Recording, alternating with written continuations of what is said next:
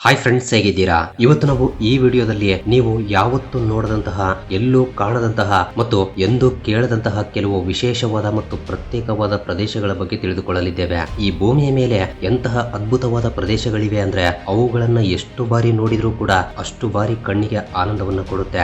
ಆದ್ರೆ ಯಾಕೋ ಗೊತ್ತಿಲ್ಲ, ಅವುಗಳಿಗೆ ಸಿಗಬೇಕಾದ ಐಡೆಂಟಿಟಿ ಮಾತ್ರ ಸಿಕ್ಕಿಲ್ಲ. ಹಾಗಾದ್ರೆ ಆ ಪ್ರದೇಶಗಳು ಯಾವುವು ಎಂಬುದನ್ನ ಈ ವಿಡಿಯೋದಲ್ಲಿ ಕ್ಲಿಯರ್ ಆಗಿ ತಿಳಿದುಕೊಳ್ಳೋಣ ಬನ್ನಿ. ಹಾಗೆ ವಿಡಿಯೋ ಇಷ್ಟವಾದ್ರೆ ತಪ್ಪದೆ ವಿಡಿಯೋಗೆ ಒಂದು ಲೈಕ್ ಕೊಟ್ಟು ನಮ್ಮನ್ನ ಸಪೋರ್ಟ್ ಮಾಡೋದನ್ನ ಮಾತ್ರ ಮರಿಬೇಡಿ. ಸೊ ಲೇಟ್ ಮಾಡದೆ let's get it the video.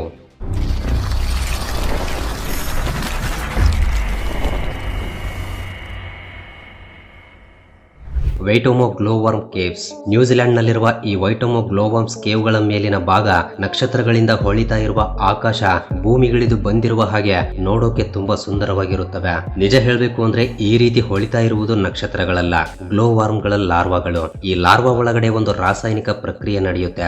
ಈ ರೀತಿ ರಾಸಾಯನಿಕ ಪ್ರಕ್ರಿಯೆ ನಡೆಯೋದ್ರಿಂದ ಬಯೋಲುಮಿನಿಸೆನ್ಸ್ ಏರ್ಪಟ್ಟು ಈ ರೀತಿ ಹೊಳಿತಾ ಇರುತ್ತವೆ. ಅಷ್ಟೇ ಅಲ್ಲ, ಇದು ಅದರ ಗೂಡನ್ನ ಈ ರೀತಿ ಒಂದು ಸ್ಪೈಡರ್ ಬಲಿಯಂತೆ ಕ್ರಿಯೇಟ್ ಮಾಡಿಕೊಳ್ಳುತ್ತೆ. ಸೊ ಆ ಬಲಿಯಲ್ಲಿ ಆ ಲಾರ್ವಾ ಮೂವ್ ಆಗ್ತಾ ಇರೋದ್ರಿಂದ ಅದರ ಒಳಗಡೆಯಿಂದ ಹೊಳಿತಾ ಇರುವ ಬೆಳಕು ನಮಗೆ ಕಾಣಿಸುತ್ತೆ. ಈ ಗ್ಲೋವರ್ಮ್ ತನ್ನ ಆಹಾರಕ್ಕಾಗಿ ಬೇರೆ ಜೀವಿಯನ್ನ ಆಕರ್ಷಿಸೋಕೆ ಈ ರೀತಿ ಬೆಳಕನ್ನ ಹೊರಸೂಸುತ್ತೆ. ಇದರಿಂದ ಆ ಬೆಳಕಿಗೆ ಆಕರ್ಷಿತವಾಗಿರುವ ಕೀಟಗಳು ಮತ್ತು ಹುಳುಗಳು ಬಂದು ಆ ಬಲಿಯಲ್ಲಿ ಸಿಕ್ಕಿ ಬೀಳುತ್ತವೆ. ಬಟ್ ಇಲ್ಲಿ ಆಶ್ಚರ್ಯಪಡಿಸುವ ವಿಷಯ ಏನು ಅಂದ್ರೆ ಆ ಗ್ಲೋವರ್ಮ್ ಹೊಟ್ಟೆ ತುಂಬಾ ಆಹಾರವನ್ನ ಸೇವಿಸಿದ ನಂತರ ಹೊಳೆಯುವುದನ್ನ ನಿಲ್ಲಿಸಿ ಬಿಡುತ್ತೆ. ತುಂಬಾ ವಿಚಿತ್ರ ಮತ್ತು ಅದ್ಭುತ ಅನಿಸ್ತಾ ಇದೆ ಅಲ್ವಾ? ನಿಮಗೂ ಹಾಗೆ ಅನಿಸಿದ್ರೆ ತಪ್ಪದೆ ಈ ವಿಡಿಯೋಗೆ ಒಂದು ಲೈಕ್ ಕೊಟ್ಬಿಡಿ. The pulpit rock. ನಾರ್ವೆ ದೇಶವನ್ನ ಪ್ರಪಂಚದಲ್ಲೇ ಅತ್ಯಂತ ಸುಂದರವಾದ ದೇಶವೆಂದು ಹೇಳಲಾಗುತ್ತೆ. ಇಲ್ಲಿನ ಬೆಟ್ಟಗುಡ್ಡಗಳ ಪ್ರದೇಶಗಳು, ಮೈದಾನ ಪ್ರದೇಶಗಳು ತುಂಬಾ ಆಕರ್ಷಣೀಯವಾಗಿರುತ್ತವೆ. ಸೊ ಅವುಗಳಲ್ಲಿ ಒಂದೇ ಈ ಪಲ್ಪಿಟ್ ರಾಕ್. ಇದು ಬೆಟ್ಟದ ಪ್ರಾಂತ್ಯವಾಗಿರೋದ್ರಿಂದ ಇಲ್ಲಿಗೆ ಹೋಗ್ಬೇಕು ಅಂದ್ರೆ ಸರಿಸುಮಾರು 7 ಕಿಲೋಮೀಟರ್ಗಳವರೆಗೆ ನಡೆದುಕೊಂಡು ಹೋಗ್ಬೇಕಾಗುತ್ತೆ. ನಂತರ ಇಲ್ಲಿರುವ ಈ ಬೆಟ್ಟದ ಕೊನೆಯಲ್ಲಿ ನಿಂತು ಸುಂದರವಾದ ದೃಶ್ಯವನ್ನ ನೋಡ್ತಾ ಇರ್ತಾರೆ. ಆದ್ರೆ ಇದು ಎಷ್ಟು ಸುಂದರವಾಗಿ ಕಾಣಿಸುತ್ತೋ ಅಷ್ಟೇ ಡೇಂಜರಸ್ ಕೂಡ ಹೌದು. ಇದರ ಮೇಲಿಂದ ಬಹಳಷ್ಟು ಜನ ಬಿದ್ದು ತಮ್ಮ ಪ್ರಾಣಗಳನ್ನ ಕಳೆದುಕೊಂಡಿರುವ ಘಟನೆಗಳು ಕೂಡ ಬಹಳಷ್ಟಿವೆ. ಅದಕ್ಕಾಗಿಯೇ ನಾರ್ವೆ ಗವರ್ಮೆಂಟ್ ಆ ಬೆಟ್ಟದ ಸುತ್ತಲೂ ಸ್ಟೀಲ್ ರಾಡ್ಸ್ ಗಳನ್ನ ಅಳವಡಿಸಬೇಕು ಎಂದು ಪ್ಲಾನ್ ಮಾಡುತ್ತೆ.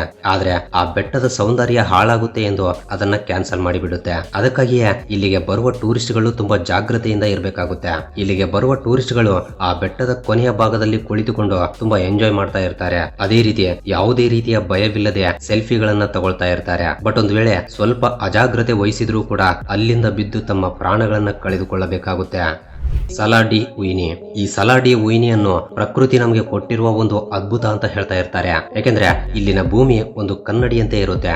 ಇದರಲ್ಲಿ ಆಕಾಶದ ಪ್ರತಿಬಿಂಬ ಕ್ರಿಸ್ಟಲ್ ಕ್ಲಿಯರ್ ಆಗಿ ಕಾಣಿಸುತ್ತೆ. ಇಲ್ಲಿನ ಭೂಮಿಯನ್ನು ನೋಡಿದ್ರೆ ಆಕಾಶ ಮತ್ತು ಭೂಮಿ ಒಂದಾಗಿರುವ ಹಾಗೆ ಕಾಣಿಸುತ್ತವೆ. ಇದರ ಮೇಲೆ ನಡೀತಾ ಇದ್ರೆ ಆಕಾಶದಲ್ಲಿ ನಡೀತಾ ಇರುವ ಹಾಗೆ ಫೀಲ್ ಆಗುತ್ತಂತೆ. 10,000 ಚದರ ಕಿಲೋಮೀಟರ್ ವಿಸ್ತೀರ್ಣದಲ್ಲಿ ಪ್ರಪಂಚದಲ್ಲೇ ಅತಿ ದೊಡ್ಡ ಉಪ್ಪು ಪ್ರದೇಶವಿದು. ಇದು ಸೌತ್ ಅಮೆರಿಕದ ಬೊಲಿವಿಯಾದಲ್ಲಿದೆ. ಇದು ಉಪ್ಪಿನಿಂದ ನಿರ್ಮಾಣವಾಗಿರುವ ಒಂದು ಅತಿ ದೊಡ್ಡ ಮೈದಾನ. ಮಳೆಗಾಲದಲ್ಲಿ ಈ ಉಪ್ಪಿನ ಮೇಲೆ ನೀರು ಬೀಳೋದ್ರಿಂದ ಈ ರೀತಿ ಒಂದು ಕನ್ನಡಿಯಂತೆ ಹೊಳಿತಾ ಕಾಣಿಸುತ್ತೆ. ಅದೇ ರೀತಿ ನೋಡೋಕೆ 2 ಕಣ್ಣುಗಳು ಕೂಡ ಸಾಲಲ್ಲ.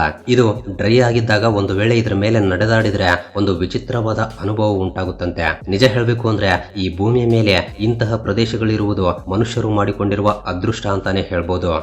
Yellow stone. ನೀಲಿ ಬಣ್ಣದ ನೀರಿನಿಂದ ಇಷ್ಟು ಕಲರ್ಫುಲ್ ಆಗಿ ಕಾಣಿಸುವ ಈ ದೃಶ್ಯವನ್ನ ನೋಡೋಕೆ 2 ಕಣ್ಣುಗಳು ಸಾಲಲ್ಲ ಅಂತ ಹೇಳ್ಬೋದು.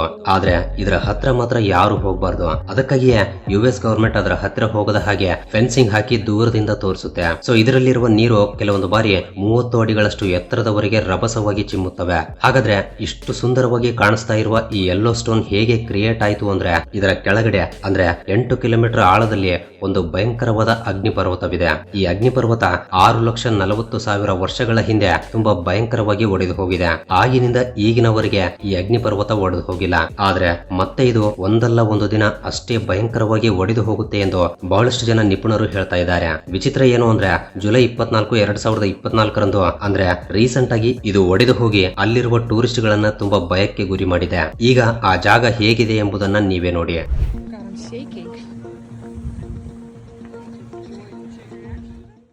ಬಹಳಷ್ಟು ಜನ ಟೂರಿಸ್ಟ್ಗಳು ಈ ನೀರು ಈ ರೀತಿ ಮೇಲಕ್ಕೆ ರಭಸವಾಗಿ ಚಿಮ್ಮುವುದನ್ನ ನೋಡೋಕೆ ಮಾತ್ರವೇ ಇಲ್ಲಿಗೆ ಬರ್ತಾ ಇರ್ತಾರೆ. ಆದ್ರೆ ಕಳೆದ ತಿಂಗಳಲ್ಲಿ ನೀರು ಚಿಮ್ಮದೆ ಒಂದು ಚಿಕ್ಕ ಬ್ಲಾಸ್ಟ್ ನಡೆಯೋದ್ರಿಂದ ಟೂರಿಸ್ಟ್ ಗಳೆಲ್ಲ ಭಯಪಟ್ಟು ತಕ್ಷಣವೇ ಅಲ್ಲಿಂದ ಓಡಿ ಹೋಗಿದ್ದಾರೆ.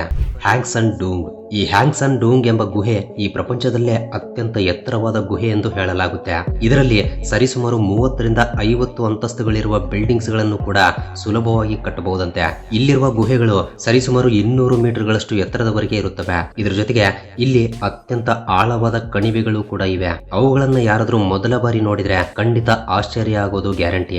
9 ಕಿಲೋಮೀಟರ್ ವಿಸ್ತೀರ್ಣದಲ್ಲಿರುವ ಈ ಗುಹೆಗಳ ದಾರಿ ತುಂಬಾ ಕತ್ತಲಿನಿಂದ ಭಯ ಹುಟ್ಟಿಸುವ ರೀತಿಯಲ್ಲಿರುತ್ತೆ. ಅದಕ್ಕಾಗಿಯೇ ಗೈಡ್ ಇಲ್ಲದೆ ಇಲ್ಲಿಗೆ ಹೋಗೋಕೆ ಅನುಮತಿ ಇರಲ್ಲ. ಇದರಲ್ಲಿ ತುಂಬಾ ವಿಶಾಲವಾದ ದಾರಿಗಳು ಕೂಡ ಇವೆ. ಅಷ್ಟೇ ಅಲ್ಲ, ಈ ಗುಹೆಯಲ್ಲಿ ಅನೇಕ ರೀತಿಯ ಜಂತುಗಳು ಕೂಡ ವಾಸಿಸ್ತಾ ಇವೆ. ಅದೇ ರೀತಿ ಆಯುರ್ವೇದಕ್ಕೆ ಉಪಯೋಗವಾಗುವ ಸಸಿಗಳು ಕೂಡ ಬಹಳಷ್ಟಿವೆ. ಈ ಗುಹೆಗಳಿಗೆ ಕೆಲವು ಲಕ್ಷಾಂತರ ವರ್ಷಗಳ ಚರಿತ್ರೆ ಇದೆ. ಇವುಗಳ ಒಳಗಡೆ ಹೋಗ್ಬೇಕು ಅಂದ್ರೆ ತುಂಬಾ ಕಷ್ಟಕರವಾದ ದಾರಿಗಳ ಮೂಲಕ ಹೋಗಬೇಕಾಗುತ್ತೆ. ಆದ್ರೆ ಇದುವರೆಗೂ ಕೂಡ ಯಾರಿಗೂ ಅದು ಸಾಧ್ಯವಾಗಿಲ್ಲ. ಅದಕ್ಕಾಗಿಯೇ ಕೇವಲ ವರ್ಷಕ್ಕೆ 1000ದಿಂದ 1500 ಜನ ಮಾತ್ರವೇ ಇವುಗಳನ್ನ ನೋಡಿ ಬರ್ತಾ ಇರ್ತಾರೆ. ಆದ್ರೆ ಪೂರ್ತಿ ಒಳಗಡೆ ಮಾತ್ರ ಹೋಗಲ್ಲ. ಅಷ್ಟೇ ಅಲ್ಲ, ಈ ಗುಹೆಯಲ್ಲಿ ರೆಕ್ಕೆಗಳನ್ನ ಹೊಂದಿರುವ ನರಿಗಳು ಇರುತ್ತವೆ ಎಂದು ಅವು ಗುಂಪು ಗುಂಪಾಗಿ ಬಂದು ಮನುಷ್ಯರ ಮೇಲೆ ಅಟ್ಯಾಕ್ ಮಾಡುತ್ತವೆ ಎಂದು ಹೇಳ್ತಾ ಇರ್ತಾರೆ. ಅದೇ ರೀತಿ ಆ ಗುಹೆಗಳಿಂದ ಅನೇಕ ರೀತಿಯ ಭಯಂಕರವಾದ ಶಬ್ದಗಳು ಕೇಳಿ ಬರುತ್ತವೆ ಎಂದು ಕೂಡ ಹೇಳ್ತಾ ಇರ್ತಾರೆ. Balancing stone. ಈ ಪ್ರಪಂಚದಲ್ಲಿ ಇಂತಹ ಕಲ್ಲುಗಳು ಬಹಳಷ್ಟಿವೆ. ಈ ಕಲ್ಲುಗಳು ಆಶ್ಚರ್ಯಪಡಿಸುವ ರೀತಿಯಲ್ಲಿ ಬ್ಯಾಲೆನ್ಸ್ಡ್ ಆಗಿ ಹೊಂದಿಕೊಂಡಿರುತ್ತವೆ. ಉದಾಹರಣೆಗೆ ನಾವು ಫಿನ್ಲ್ಯಾಂಡ್ ನಲ್ಲಿರುವ 7 ಮೀಟರ್ಗಳಷ್ಟು ಉದ್ದವಿರುವ ಈ ಕಲ್ಲನ್ನು ನೋಡಿದ್ರೆ ಅದರ ಕೆಳಗಿನ ಭಾಗದ ಅಂಚು ಮಾತ್ರವೇ ಕೆಳಗಡೆ ಇರುವ ಆ ಕಲ್ಲಿನ ಮೇಲೆ ಬ್ಯಾಲೆನ್ಸ್ ಆಗಿ ನಿಂತಿದೆ. ಈ ಕಲ್ಲನ್ನ ಹತ್ತಿರದಿಂದ ನೋಡಿದ್ರೆ ಯಾರಾದ್ರೂ ಸ್ವಲ್ಪ ಅಳಗಾಡಿಸಿದ್ರೂ ಕೂಡ ಬೀಳುತ್ತೆ ಎಂಬಂತೆ ಇರುತ್ತೆ. ಆದ್ರೆ ಇದು ಕೆಲವು ಲಕ್ಷಾಂತರ ವರ್ಷಗಳಿಂದ ಈ ರೀತಿ ನಿಂತಿದೆಯಂತೆ. ಅದೇ ರೀತಿ ಮಯನ್ಮಾರ್ ನಲ್ಲಿರುವ ಒಂದು ಬೌದ್ಧ ದೇವಾಲಯದಲ್ಲೂ ಕೂಡ ಒಂದು ಕಲ್ಲು ಇದೇ ರೀತಿ ಬ್ಯಾಲೆನ್ಸ್ ಆಗಿ ನಿಂತಿದೆ. ಇಂತಹ ಕಲ್ಲುಗಳನ್ನು ನೋಡಿದಾಗ ನಮಗೆ ತುಂಬಾ ಆಶ್ಚರ್ಯ ಅನ್ಸುತ್ತೆ. ಅದೇ ರೀತಿ US ನ ಉಟಾ ಸ್ಟೇಟ್ ಪಾರ್ಕ್ ಆಗಿರುವ ಗೋಬ್ಲಿನ್ ವ್ಯಾಲಿ ಸ್ಟೇಟ್ ಪಾರ್ಕ್ ನಲ್ಲಿ ಇದೇ ರೀತಿ ಬ್ಯಾಲೆನ್ಸ್ ಆಗಿ ನಿಂತಿರುವ ಕಲ್ಲುಗಳು ಒಂದಲ್ಲ ಎರಡಲ್ಲ ಕೆಲವು ಸಾವಿರಾರು ಸಂಖ್ಯೆಯಲ್ಲಿವೆ. ಈ ರೀತಿ ಸಾವಿರಾರು ಸಂಖ್ಯೆಯಲ್ಲಿ ಕಲ್ಲುಗಳು ಬ್ಯಾಲೆನ್ಸ್ ಆಗಿ ನಿಂತಿರುವುದು ಪ್ರಕೃತಿಯ ಮೂಲಕ ಮಾತ್ರವೇ ಸಾಧ್ಯ ಎಂದು ಕೆಲವು ಜನ ಹೇಳ್ತಾ ಇದ್ರೆ, ಇಲ್ಲ ಮನುಷ್ಯರೇ ಈ ರೀತಿ ಇಟ್ಟಿರಬಹುದು ಎಂದು ಇನ್ನೂ ಕೆಲವು ಜನರು ಹೇಳ್ತಿದ್ದಾರೆ. ಬಹಳಷ್ಟು ಜನ ಹೇಳ್ತಾ ಇರೋದೇನೆಂದ್ರೆ, ಮೊದಲು ಈ ಜಾಗದಲ್ಲಿ ಭೂಮಿಯ ಮೇಲೆ ಕಲ್ಲುಗಳು ಇದ್ದುವು ಎಂದು.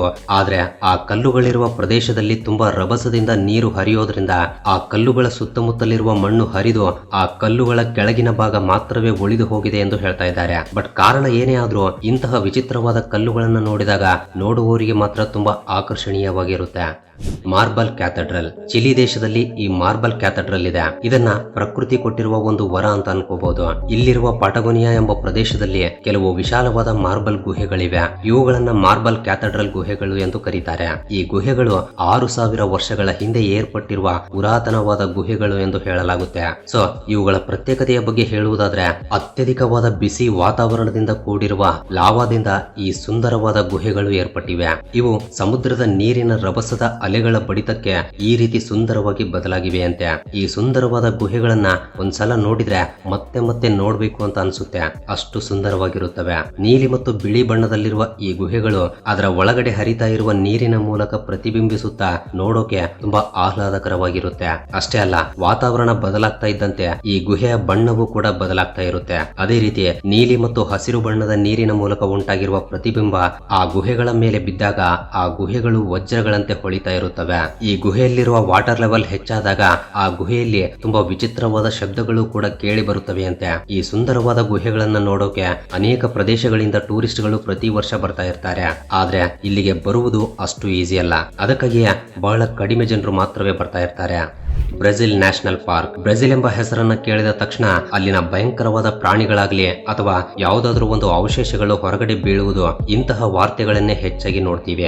ಆದ್ರೆ ಈ ಬ್ರೆಜಿಲ್ ನಲ್ಲೂ ಕೂಡ ಇಷ್ಟು ಸುಂದರವಾದ ಪ್ರದೇಶ ಇದೆ ಅಂದ್ರೆ ಯಾರಾದ್ರೂ ನಂಬ್ತಾರಾ?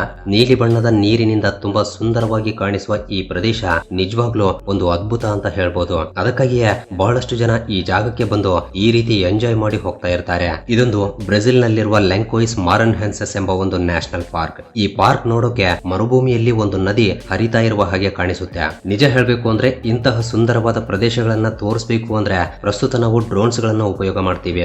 ಆದ್ರೆ ಒಂದು ಸಮಯದಲ್ಲಿ ಇಂತಹ ಅದ್ಭುತವಾದ ದೃಶ್ಯಗಳನ್ನ ತೋರಿಸೋಕೆ ಹೆಲಿಕಾಪ್ಟರ್ ನಲ್ಲಿ ಹೋಗಿ ಶೂಟ್ ಮಾಡ್ತಾ ಇದ್ರು. ನಿಜವಾಗ್ಲೂ ನೋಡೋಕೆ ಎಷ್ಟು ಸುಂದರವಾಗಿದೆ ಅಲ್ವಾ?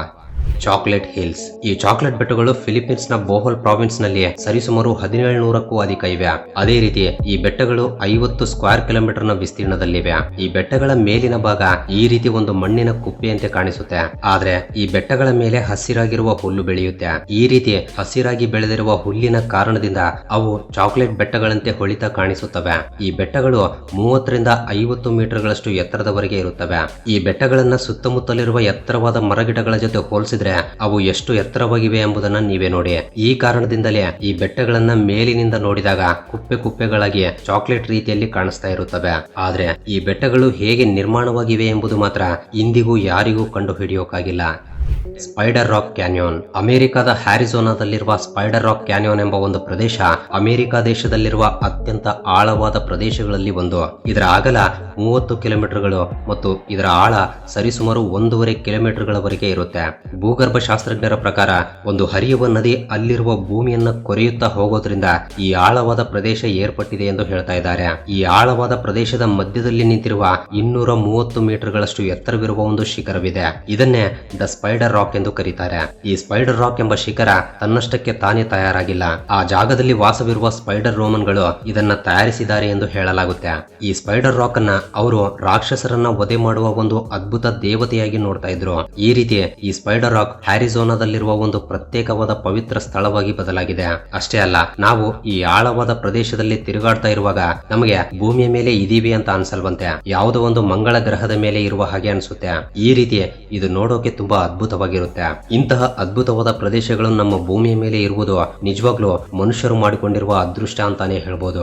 ಹಾಗಾದ್ರೆ ಈ ಎಲ್ಲಾ ಅದ್ಭುತವಾದ ಪ್ರದೇಶಗಳಲ್ಲಿ ಯಾವ ಪ್ರದೇಶ ನಿಮಗೆ ತುಂಬಾ ಇಷ್ಟವಾಯ್ತು ಮತ್ತು ಯಾವ ಪ್ರದೇಶಕ್ಕೆ ಹೋಗ್ಬೇಕು ಅಂತ ಅನಿಸ್ತಾ ಇದೆಯೋ ತಪ್ಪದ ಕೆಳಗಡೆ ಕಮೆಂಟ್ ಮಾಡಿ ತಿಳಿಸಿ. ಹಾಗೆ ವಿಡಿಯೋ ಇಷ್ಟವಾಗಿದ್ರೆ ತಪ್ಪದ ವಿಡಿಯೋಗೆ ಒಂದು ಲೈಕ್ ಕೊಟ್ಟು ನಿಮ್ಮ ಫ್ರೆಂಡ್ಸ್ ಅಂಡ್ ಫ್ಯಾಮಿಲಿ ಜೊತೆ ಕೂಡ ಶೇರ್ ಮಾಡಿ. ಅಂಡ್ ಫಸ್ಟ್ ಟೈಮ್ ಯಾರಾದ್ರೂ ನಮ್ಮ ಚಾನಲ್ ಅನ್ನ ಈಗ ನೋಡ್ತಾ ಇದ್ರೆ ತಪ್ಪದೆ ಸಬ್ಸ್ಕ್ರೈಬ್ ಮಾಡ್ಕೊಂಡು ಪಕ್ಕದಲ್ಲಿರುವ ಬೆಲ್ ಐಕನ್ ಅನ್ನ ಆಕ್ಟಿವೇಟ್ ಮಾಡ್ಕೊಳ್ಳಿ. ಅಂಡ್ ವಿಡಿಯೋವನ್ನು ಕೊನೆವರೆಗೂ ನೋಡಿದ್ದಕ್ಕೆ love you so much guys.